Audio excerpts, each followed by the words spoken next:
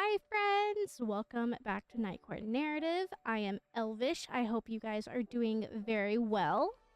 Listen, I just finished Enchantra by Kaylee Smith literally like 10 minutes ago, and I physically could not continue on with my life. I had to drop absolutely everything to come and discuss this book. It was just so good. But it was so good. If you guys remember, in Phantasma, we were talking about how, going back to the previous video, if you guys have not seen that video, definitely, like, pause this video, go watch that. Absolutely. I rated Phantasma a 4.5. I did say that it was a tiny bit slow, in certain parts, and then I do wish that the side characters had a little bit more personality and a little more depth to them, and holy shit. When I tell you, it's like the author heard my prayers and Boonsped? Hold up. Boonsped? Hold on. Spoon fed. It's like the author spoon fed me everything I wanted, including that mini aneurysm I just had. So ignore that. But like, I don't know. It was perfect.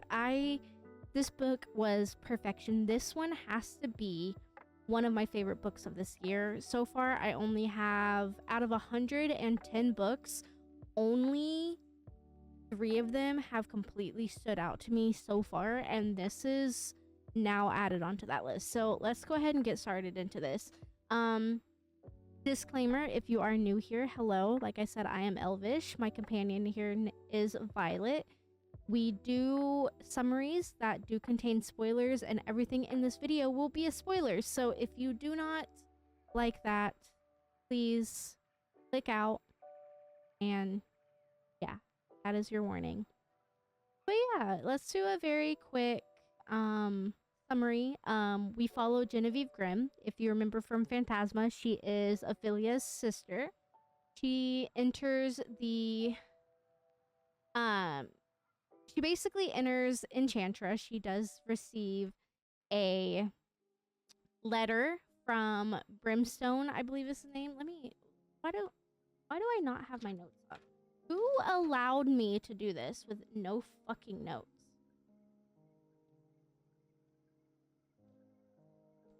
Barrington. His name is Barrington. What is Brimstone? Is that the next of Quicksilver? Oh, that book was... That's a whole other story. Anyway, Genevieve travels to Rome after opening a letter addressed to her mother from someone named Barrington Silver, asking for Tessie, aka her mom, to visit Enchantra before their upcoming sabbatical, which that is where they perform duties, or if you will, games for someone named Nox. Jin uses her specter powers to enter Enchantra after being originally denied by a man with fox-like eyes. We do end up finding out that this is our male main character named Rowin. She meets some of Barrington's children. We have Ellen, Seven, and Rowin. Obviously, there are more, but these are the ones that she meets at first. She does find out that Barrington is Nox's familiar, and he is completely immortal. He made a deal with Nox to allow his children to play for their freedom in exchange for their mother's health, which they do have to find a cure for, which that's a whole ordeal. Genevieve, in order to survive, because she ended up entering Enchantra, of course, on the only day that she is not allowed to leave, so she has to now play these games with them, if you will, and unfortunately mortals are not allowed. So with her being immortal, once Nox arrives, he will basically unalive her just for the hell of it. So she must marry Rowin to keep her livelihood and for the opportunity to escape with freedom and whatnot. Yeah, so they end up going to a masquerade ball. There's this demon Cedric. He is an asshole. He tries to attack her several times. It obviously fails each time. She doesn't end up having a very meaningful conversation about her mother to Barrington. They were really close friends at one point. Um, there was a really cool scene where they ended up drinking passion fruit, and no, this is not the flavoring. It is actually a lust-inducing potion, which made it very interesting when you have two people that hate each other, that don't even know each other. They're now married and they're trying not to lust over one another while also pretending that they don't hate each other, but now they're magically wanting each other. It was chaotic. One thing about this too, like I said, you know, they don't really like each other. They're kind of at odds with one another. However, in this mansion, there are a ton of mirrors, and these mirrors are the gateway to hell, where everyone gets to witness what's going on. So imagine the mirrors as like televisions, yeah? Yeah, the hunt begins. We have nine different games? Nine, I think. So I'm only going to talk about a few of them, but we have the first hunt. One of the brothers, Graves, he is the first hunter. We are in the first game, which is called Roaming Rooms. It forces everyone to hide and move every 4 hours. Grave nearly finds and unalives Genevieve like 10,000 times. Let's be so for real. They later find tunnels that they go through to escape. They're still hunting for the cure for their mother, which Rowin's mother has crimson rot, so she's only able to survive if the sons play, or like the kids play in Enchantra. So Graves does end up trying to illegally kill her during the off hours. I mean, like I said, it's like every 5 seconds he tries to kill her. We do have a second game, which Remy is now the hunter. It's called Random Start. Everyone randomly teleports. Remy does pretend to be Rowin. Remy is Rowin's twin brother, down to a fucking T. It's insanity. We learn a little bit more of Rowin's history in Enchantra, which is pretty nice. We also find out that Rowin killed Cedric, which is Phantismo. We also learn that it wasn't Genevieve that they wanted in Enchantra. They actually intentionally lured one of the daughters of Tessie Grimm to Enchantra, but they were expecting to find Ophelia, which was what the first book was about, or who I should say the first book was about, but they wanted her to basically help them with the cure, and unfortunately they got Genevieve. You know, continuing on, later on, Rowin does end up showing Genevieve his heritage, introduces his mom to her, which was super fucking sweet. This is kind of like jumping ahead a little bit, and we'll come back to this, but she does end up getting a bracelet that says the light is wherever you are, and that is something that he even said to her before everything goes down. But yeah, a lot of stuff goes down. In order to save their lives, Genevieve ends up putting herself in front of the blade, literally, and she is killed by none other than, you know, everyone in Enchantra. They put her soul into a locket. They end up giving said locket to Salem, which is the male main character of Phantasma, and he works his magic and brings her back to life with the very horrible, I guess, plot twist. She remembers absolutely fuck all. She doesn't remember Rowin. She doesn't remember Enchantra. She doesn't remember any of this. So months go by. Eventually, her memories come back, And her and Rowan live happily ever after. And let me tell you, let me fucking tell you, Rowan, he is top 10 book boyfriends. I loved him absolutely so much. I really liked Genevieve. I did not like her. Okay, all right, pause. Let's start over from the very beginning. Let's go. I read this book. This is my second time reading this book. I read this book last week. I'm gonna hate saying this out loud. Fuck. I read this book last week.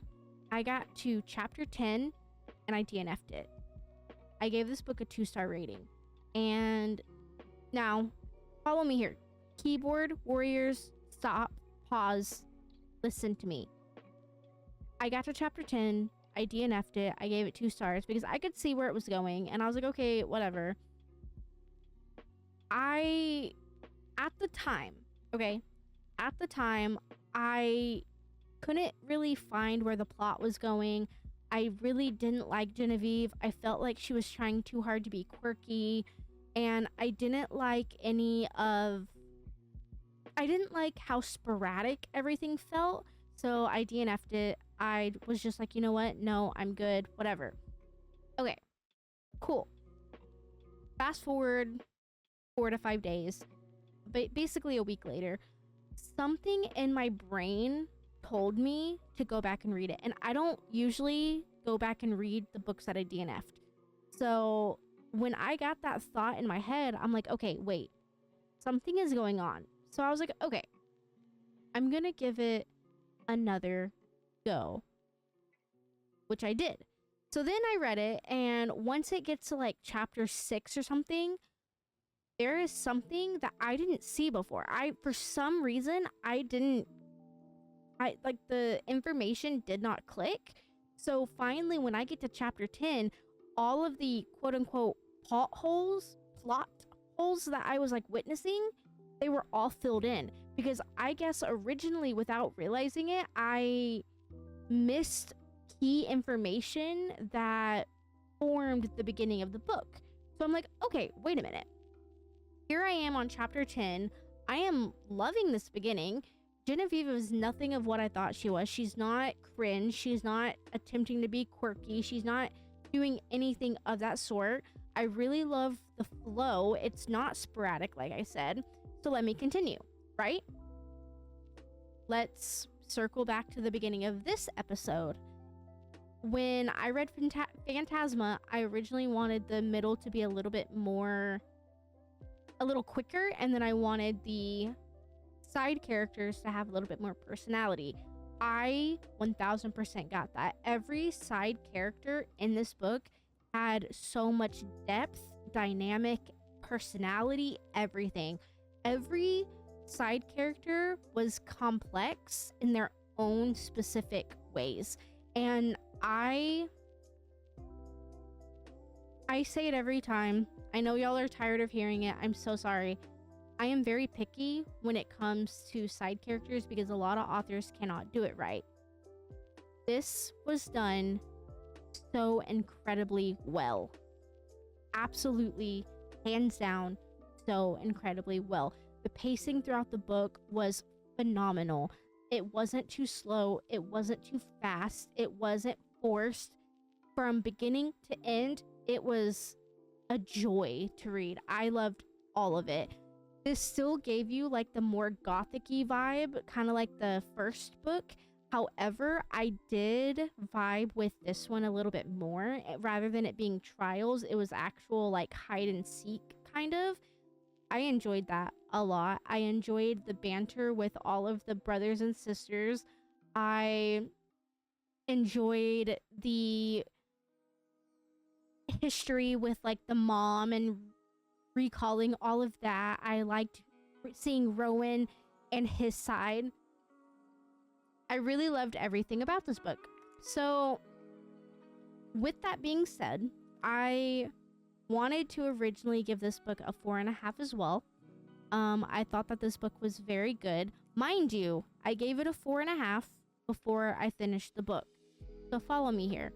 I was thinking, I was like, okay, in Phantasma, in the first episode, I said if it did blah, blah, blah, blah, blah, blah, blah, I would have given it a 5-star.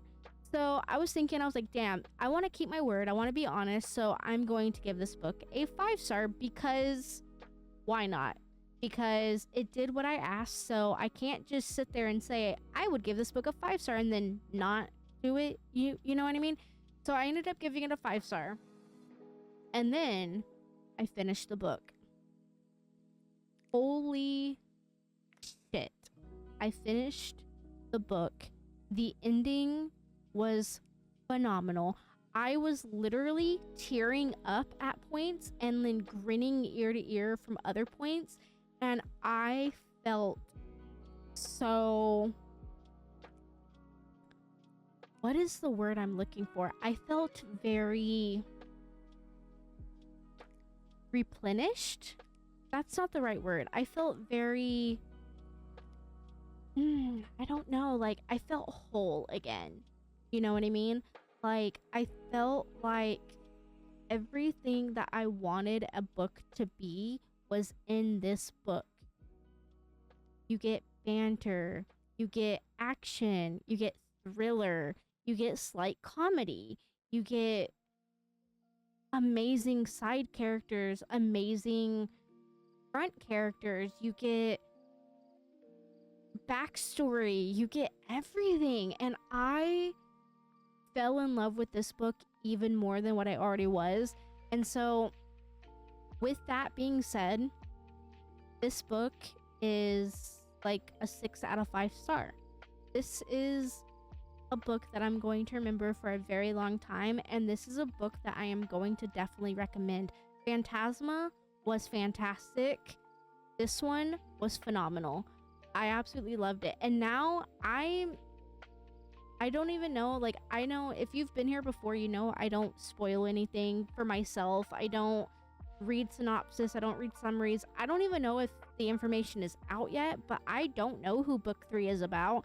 And I am so excited for book 3. I cannot wait for it. But literally, this was a 6 out of 5 star read. I absolutely enjoyed every second of this book. This book is in my top 5 favorite reads so far of 2025. This book is gonna go down in history for me. I am in love. I actually think I like Genevieve more than I like Ophelia, and I didn't think I would like that, or I didn't think I would like feel that way. But Rowin 100% is my baby. I love him, and he is so kind. He's so patient. He's stuck in his ways because he's like a few centuries old, but like he's so kind and so patient and so loving. And yeah, I don't know. I loved it all. I really, really recommend this. I hope that you guys give it a chance. I did in the summary, I know I usually go more in detail with my summaries. I did not give you the full summary because I want you guys to go and experience this book for yourself as well. So please go read this book. Leave it in the comments, like whether you liked it, whether you hated it. If you thought it was trash, let me know why. If you absolutely love it, if this is one of your favorite books, please let me know. Let's discuss it because I need to talk about this book more. And I love it so much. Violet. If only you read it with me. But yeah, that is all I have for you today. I feel like I will never shut up if I keep ranting about this book, and Explicit is on his way home, and I am going to basically do this all over again because, you know, whenever you have a boyfriend to talk their ear off about a book you read, man, I'm saving my energy for that. Lord help his ears. But yeah, I hope all of you guys have a very fantastic night. Be safe, drink water, and remember that self-care is very, very important, and I appreciate all of you. I hope y'all have a good night. Bye.